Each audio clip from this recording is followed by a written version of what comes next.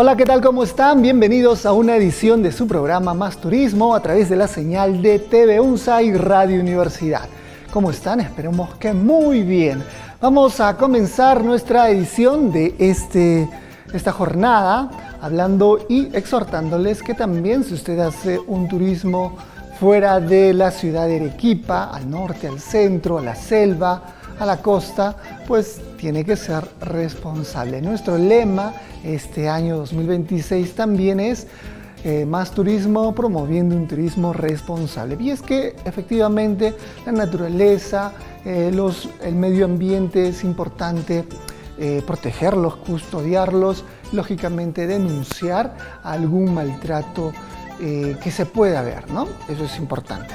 Vamos a comentarles qué tenemos en esta edición, y en esta edición vamos a hablar sobre escultura, un tema que efectivamente no se conoce mucho, pero esta vez tuvimos la participación, la visita de un especialista a la ciudad de Arequipa y nos va a hablar sobre la escultura del siglo XVII. Dado que también por Semana Santa se podían observar algunas esculturas. Usted sabe, ¿no?, de que los templos de la ciudad de Arequipa en Semana Santa pues exhiben y hacen procesiones vinculados con estas esculturas. Vamos a hablar un poco de ello para que también usted tenga idea y conozca un poco más nuestras tradiciones. Vamos a hablar también sobre un trabajo que doblemente se desarrolla en la ciudad de Arequipa y estamos hablando de las refacciones y los cuidados en casonas. Y vamos a hablar de una de las más importantes, no es la más emblemática, sin embargo, esperemos que ustedes en un futuro los puedan conocer. Vamos a hablar sobre la Casa Flores del Campo. ¿Y dónde está la Casa de Flores del Campo? ¿Recuerda que ese nombre está ligado a un portal? Sí, exactamente. Vamos a hablar de una de las casas de uno de los fundadores de la ciudad de Arequipa y a cargo de un restaurador. Así es que ese es el segundo bloque. Bueno, vamos entonces a dejarlos con la entrevista del doctor Rafael Ramos Sosa. Él es un doctor en Historia del Arte y nos va a comentar sobre la escultura peruana del siglo XVII y categóricamente o puntualmente sobre Bernardo Pérez de Robles, que según la historia se tiene paso por la ciudad y dejó algún trabajo muy emblemático. Vamos a enterarnos de ello en el siguiente tema, la escultura peruana en el siglo XVII.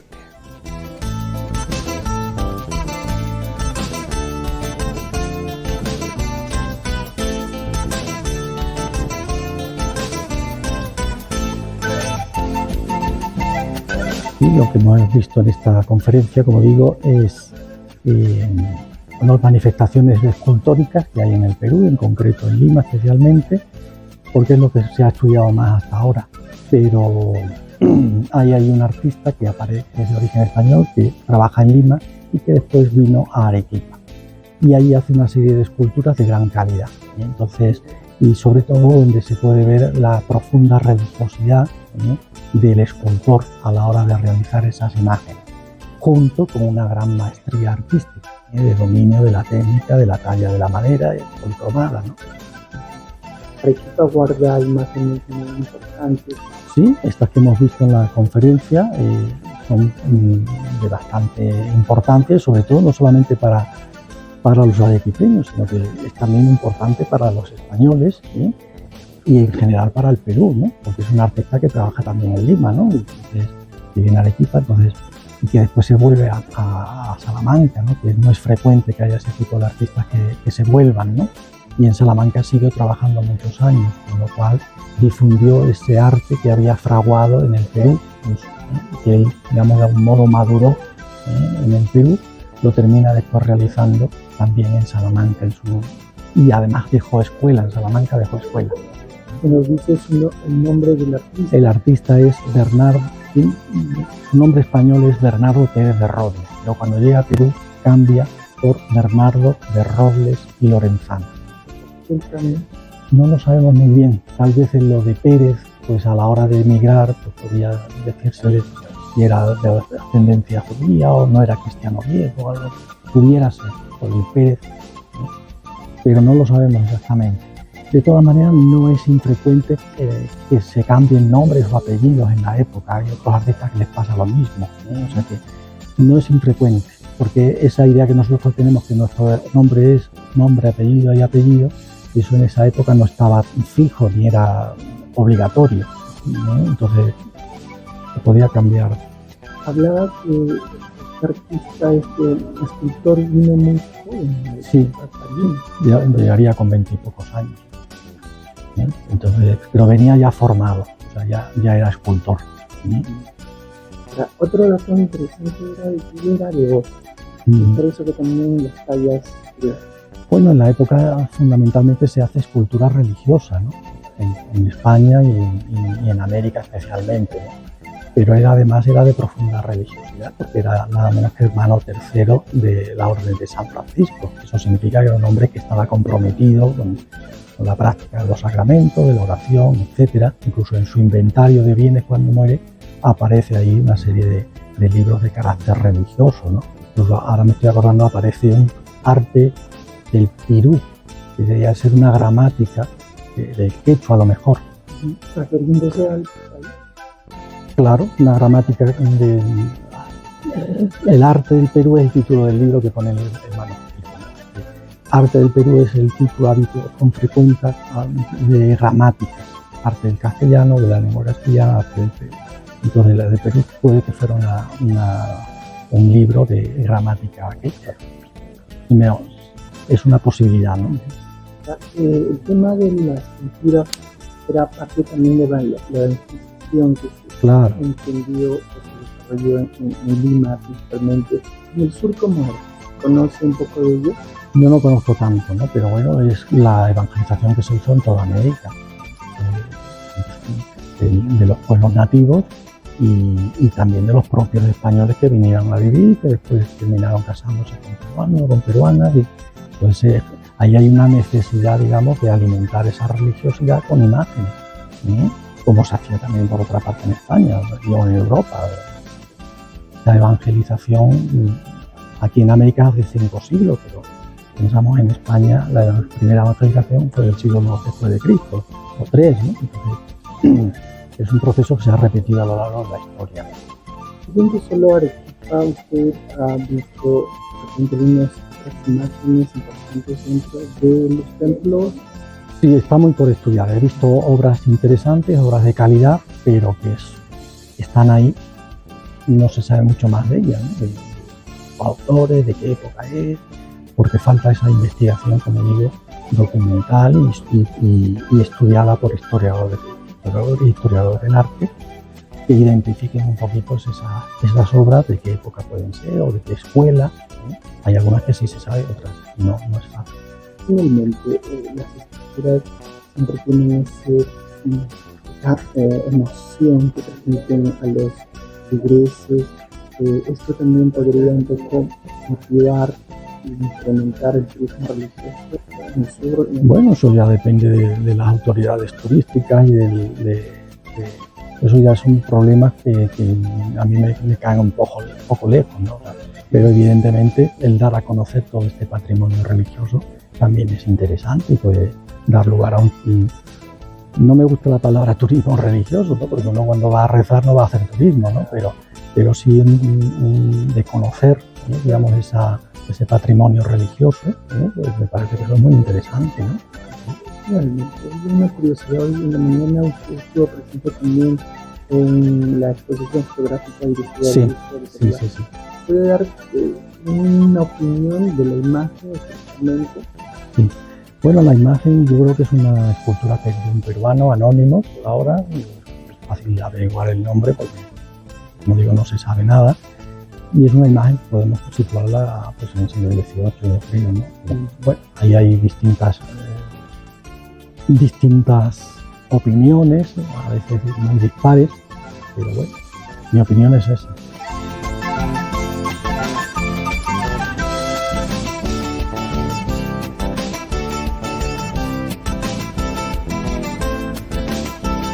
digamos, al igual que aquí en el Santo Sepulcro, que veremos después, se puede poner en posición de crucificado y de yacente, como lo tenemos viendo aquí, con su cabeza y sus brazos articulados. Y todavía sirve para el oficio del Viernes Santo, el descendimiento de la cruz, que se sigue celebrando en la capilla de la Iglesia de la Soledad. Tiene usted, por ejemplo, el baño de pureza, lo barroco que es, y la multitud de pliegues que aparecen ahí, ajustados a la cintura, con ese efecto de claroscuro que contrasta con el aspecto terso de la anatomía, una anatomía que tiene un sabor todavía clasicista me refiero a la tradición grecorromana, en sus proporciones, etc. Pero de Noguera, además, va a ser el escultor que terminará haciendo el mejor encargo, o uno de los encargos más apetitosos de la época, de escultura y ensamblaje, que es la sillería de coro de la Catedral de Lima, que están ustedes en la pantalla. Es una sillería, es lo mejor que se estaba haciendo en ese momento en toda América, no ya en el virreinato de Perú, en la actual ciudad de Lima, sino que se estaba haciendo en México, desde el punto de vista escultórico. No, nada parecido a la categoría de esta sillería. Sobre todo, cuando una sillería que se ha movido mucho, porque estaba como la del Cuzco, en medio de la nave central, frente al altar, pero en el siglo XIX se traslada a la cabecera. Ahí pierden algunas sillas, pero se ha conservado prácticamente todo, y sobre todo los paneles escultóricos, de los cuales aquí les enseño, por ejemplo, a uno de ellos, la figura de San Pedro o la figura de San Sebastián. Fíjense ustedes, por ejemplo, este Pedro Noguera, sin duda alguna, fue un escultor de gran categoría. Esa figura de San Pedro, fíjense, por ejemplo, el juego del cuello, de los músculos y huesos del cuello, en tensión, incluso la mirada y el entrecejo fruncido, dando intensidad a esa expresión de fortaleza que pueden ver ustedes. Y a la derecha pueden ver este San Sebastián, donde también vemos un hombre más joven, San Pedro vemos un hombre ya maduro, y San Sebastián ya un hombre más joven, ya incluso en una postura de contraposto, es decir, dejando caer el peso sobre una pierna, mientras que flexiona levemente la otra, donde también vemos ahí que está con ese baño de pureza, también muy barroco, con ese gran faldón lateral, esa moña lateral, y que nos habla de un hombre, para esta época, un gran artista, ya fuera pintor o escultor, debía de dominar todas las edades del hombre y de la mujer. Tenía que saber representar no solo a un hombre, digamos, maduro, sino a un niño, a un adolescente, a un joven, a un hombre maduro, a un anciano, igual con las mujeres. Eso significaba que él dominaba todas las tipos físicos y todas las anatomías. Pues algo de eso es lo que demuestra Pedro de Noguera en esta sillería de coro de la catedral. Porque hay unos 50 paneles de alto relieve de distintos personajes. Los padres de la Iglesia, los evangelistas, los apóstoles, los fundadores de la orden religiosa, etc. Y ahí él demuestra que domina cada uno de esos personajes. Desde el niño, el macerote, hasta un hombre joven, como San Antonio de Padua, por ejemplo, un hombre maduro, como vemos aquí en San Pedro, o un hombre joven, como vemos en San Sebastián. Los artistas que trabajaron ahí, por supuesto no me voy a detener en cada uno de ellos, fueron Luis Ortiz de Vargas también, Luis de Espíndola, Gaspar de la Cueva, todos ellos de origen sevillano y con ese mismo lenguaje, que curiosamente todos ellos quisieron hacer la sillería de coro de la catedral. Incluso a raíz de ese intento de hacer la sillería, porque era un buen proyecto y además económicamente también era un presupuesto elevado. Entre ellos surge una serie de pleitos muy enconados contra otros, muy curiosos también de las diatribas que puede generar un encargo de este tipo, sobre todo cuando es de gran tamaño, de gran envergadura, ¿no? De tal modo que después de muchos y la venida, incluso el pleito se lleva al Consejo de Indias, se lleva al Consejo de Indias, que ya debería un poco de rebasar lo que era lo habitual. Al final se termina quedando con el proyecto Pedro de Oira. Y los otros artistas, unos emigraron al Alto Perú, como Luis de Espíndola o Gaspar de la Cueva, y otros se quedaron en la ciudad, pero a poco tiempo se vuelven a Sevilla, como Luis Ortiz de Vaca.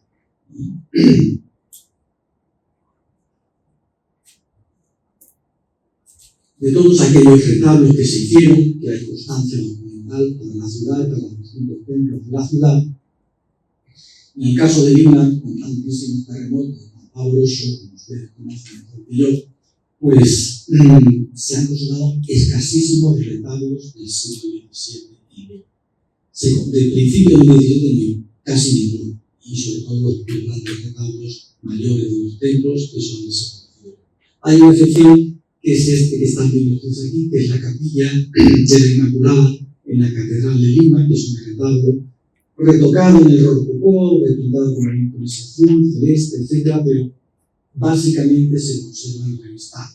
Así lo restaurado y bueno, podemos hacer una idea de lo que eran los retablos de Lima a mediados del siglo XVII. Este fue realizado por Asensio de Salas y ahí interviene una serie, hay un aspecto curioso de la práctica artística de los talleres de la época, es que parece que el que contrataba un retablo era el maestro arquitecto. Y el maestro arquitecto, a su vez, subcontrataba la pintura, la escultura y la policromía.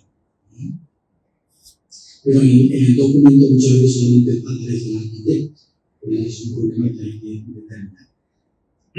Precisamente en este retablo de la Inmaculada aparece que fue realizado por Asensio de Salas de 1654, 52, 54. La escultura de la Inmaculada se le encarga a un escultor, que es Bernardo de Robles y Lorenzano. Ustedes lo han apellido porque es el artista que es un artista de origen español, luego hablaremos más de él porque es el que terminó viniendo a Arequipa. Él se llama, en España se llamaba Bernardo Pérez de Robles. No sabemos muy bien por qué cuando llega a América adopta el nombre de Bernardo de Robles y Lorenzano. Tal vez lo de Pérez, por lo mejor no ayudaba, por la ascendencia judía, no sabemos muy bien. El caso es que aquí aparece como Bernardo de Robles y Lorenzano. Y a él le encarga la imagen de la Inmaculada que están viendo ustedes aquí, hacia 1655. Este es un escultor, Robles, que, como digo, es de origen salmantino, nace y se forma en Salamanca, se forma allí con su padre, entre otros, porque también era artista, era cantero y escultor, pero con 20 y pocos años decide venir a América. Y a partir de 1644-45 aparece en la ciudad de Lima trabajando. Normalmente colaborando con los grandes retablos que se hacían. El arquitecto hacía el retablo, la arquitectura, y la escultura la hacía él o otros escultores que también había en la ciudad, ¿no? Y luego venía la policromía, que era un pintor y un dorador. Esta imagen que están viendo aquí casi nos recuerda más al modelo, si usted, que viene de Salamanca, es decir, Castilla. Castilla en esa época tenía la gran figura de la escultura castellana de esa época, y la gran figura de la escultura española de Barroco es Gregorio Fernández. Habría que pensar que él se formó en ese estilo. Ahí tienen ustedes a la izquierda una Inmaculada realizada por Gregorio Fernández. Fíjense ustedes que el modelo, esa niña joven, adolescente, en el cambio en la derecha, que es la que hace Pérez de Robles y Lima, es una mujer ya más mayor, joven, por supuesto, pero sobre todo fíjense ustedes cómo cambia la iconografía y el modelo artístico. Mientras que la de Salamanca, que están ustedes a la izquierda, y que sin duda él debió de ver en los años que él nace en Salamanca, y se forma allí. Como ven, la Virgen está con su túnica, con el manto, el manto sobre los hombros, de capa crucial. Mientras que si ustedes se fijan bien, el modelo sevillano habitual, que no les he traído para cargar de imágenes, es simplemente el manto que cruza por la espalda, deja un hombro libre, un hombro sin descubierto, y se cruza sobre el pecho, llegando al otro brazo. Bueno, es curioso que él, formándose en un modelo, cuando llega a Lima, en cambio, opta por esta otra tipología escultórica de la Inmaculada, seguramente porque precisamente Lima tenía esa tradición de escultura sevillana, de muchos sevillanos por ahí, y él se adapta, digamos, a esa exigencia de la clientela. Ya que por supuesto, en Lima hubo otros muchos escultores, lo que pasa lo difícil es, a veces tenemos los nombres, pero lo difícil es encontrar alguna obra suya con seguridad. Eso es lo más difícil, ¿no? Donde hay otros escultores que no voy a citar, pero que haya obras conocidas con seguridad es lo que les estoy presentando, ¿no? Este Bernardo Pérez de Roble, como digo, fue un hombre que llega a Lima en 1744, como digo, y empieza a trabajar. Se asienta en la ciudad, se casa con una limeña, tiene varios hijos en Perú, pero curiosamente él, después de muchos años, termina volviendo a Salamanca. Vamos a ver aquí. Pero también es muy interesante Bernardo Pérez de Roble, porque pasados unos años lo encontramos en la ciudad del Misti, lo encontramos en Arequipa. Todavía no sabemos muy bien por qué, porque el trabajo no le faltaba, era la capital, Lima, él era muy buen escultor, no le faltaba trabajo. No sabemos bien, aquí seguro que hay historiadores, yo les invito a que ustedes, a ver, historiadores tanto de historia como de la religiosidad de la época, del siglo XVII en Arequipa, pues buscar en los archivos arequipeños a ver si encuentran más documentación, tanto de él como sobre todo de otro aspecto que vamos a ver ahora a continuación alrededor de su figura. Aquí en la ciudad del Misti tenemos constancia documental, notaria, que hace, yo casi diría que es la obra escultórica mejor documentada de todas las que hace, en América y en España. Es el crucificado de la Beato, que están viendo ustedes ahí, está en la iglesia de Santo Domingo. Es un crucificado que le encarga la cofradía de la Veracruz en 1662. Continuamos con el programa y estaba un bonito tema, ¿no? Las esculturas por sí tenían que justamente desprender un poquito de dolor, ¿no? Pasión, etcétera, ¿no? Y las esculturas, obviamente, también se masificaron, no tanto como las pinturas que hemos tenido, que tenemos en los templos, pero hay esculturas también muy valiosas, que tienen mucha historia, y eso es muy importante haberlo conocido. Seguro que habrá otra oportunidad de seguir conversando y un poquito conociendo este arte religioso que se mantiene afortunadamente en nuestra ciudad, ¿no? Listo, vamos a hacer una pausa y regresaremos con una entrevista a cargo de un tocayo, William Palomino, y él nos va a hablar un poco, nos muestra una de las casas más emblemáticas que se encuentra justamente en el Portal de Flores.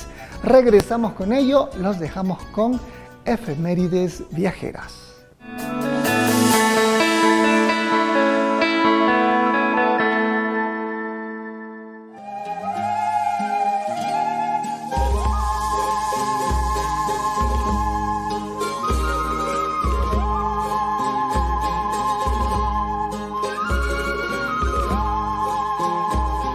El 10 de abril de cada año se celebra el Día de los Volcanes en Perú, coincidiendo con el inicio del mes de la vulcanología en la región Arequipa. Esta fecha destaca la importancia de monitorear los volcanes activos y potencialmente activos en el sur del país, siendo el Misti, Ubinas y Huayna Putina de los más relevantes. El Instituto Geofísico del Perú, a través del Centro Vulcanológico Nacional, vigila la actividad de 13 volcanes. La mayoría de los volcanes activos se ubican en el sur del Perú: Arequipa, Moquegua, Tacna, formando parte de la zona volcánica central de los Andes. El Ubinas es uno de los más activos, con episodios eruptivos recientes. El Misti es considerado el volcán emblema de Arequipa por su cercanía a la ciudad. En 1600, el volcán Huaynaputina provocó la erupción más grande registrada en el Perú, con impacto climático mundial.